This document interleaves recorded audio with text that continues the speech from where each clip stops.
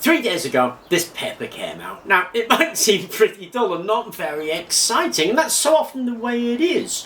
Great discoveries are so often made quietly, without banners and flags, fireworks and fanfare. What it's reporting is that the experiment performed at the National Ignition Facility in California ran a nuclear reactor using nuclear fusion that, for the first time ever in the history of nuclear fusion, produced more energy out than it took in. About twice as much out. And that is a huge leap forward for making nuclear fusion a reality. Actually, this paper confirms an experiment done in 2022, and of course advancements have been made since then, producing even better results apparently. And it's a historic milestone to get more energy out than you put in a fusion experiment, because it means that one day we can have clean, limitless fusion energy. And it's a reality rather than a dream. To do this, the guys at the NIF generated the nuclear fusion reactions via a technique called inertial confinement fusion. Now, to drive the reactions, the researchers fired the beams of 192 high-powered lasers at a millimetre diameter cylinder that holds a high-density carbon capsule weighing only 4.25 milligrams. That capsule is filled with 220 micrograms of deuterium and tritium, which are two forms of heavy hydrogen.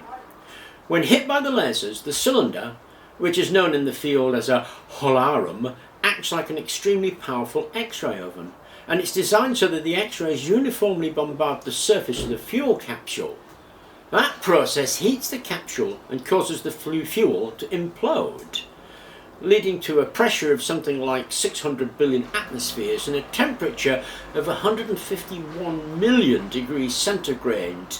So the fuel is exposed to conditions that exceed those of the sun, which is round about 200 billion atmospheres and 16 million degrees centigrade.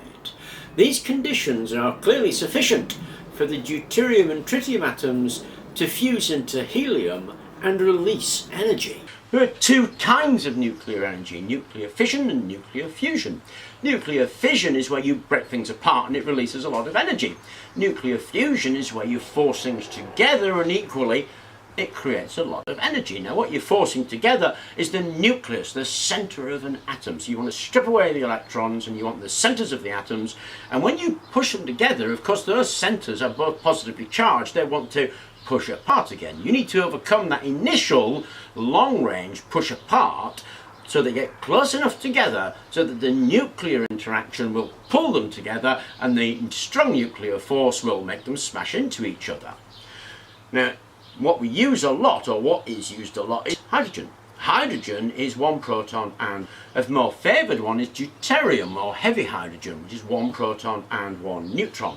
You can also use tritium, proton and two neutrons, but they are the favoured materials because they're the lightest and the most abundant, and we can get those to smash together. If we can get them to smash together, we will get nuclear fusion and we get net energy out. Now, in order to do that, of course, you've got to do several things. First thing is you've got to strip the electrons away. Next thing is you've got to get them really hot so they're moving quickly. And the third thing is you've got to bring them close together. You've got to bring them near to each other, because fusion is a probabilistic event. These things are always zipping around. At some level or other, they are going to hit each other. Just that normally they hit each other so rarely, it's of no use whatsoever. So we need to up that rate at which they hit each other. And you do that by bringing them close together.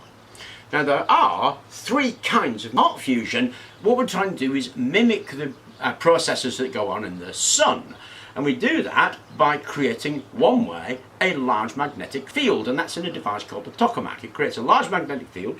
You heat up your hydrogen ions to super hot temperatures, confine them close together, and we get fusion. Another way of doing that is with inertial electrostatic confinement. So instead of using a magnetic field, we use an electrostatic field, which creates a potential, well, holds that hot plasma in a confined space, and we will get fusion. Of course, the third way is the way the sun does it, which is gravitational.